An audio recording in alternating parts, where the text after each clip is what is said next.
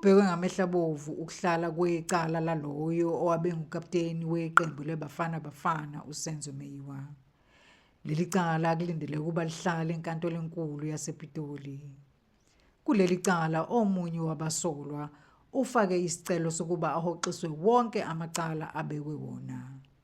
UMthokoziseni Maphisa kanye nabanye abane basolwa ngokuthi babulala uSenzo Meyiwa ngenyanga ka-Okthoba ngonyaka ka-2014.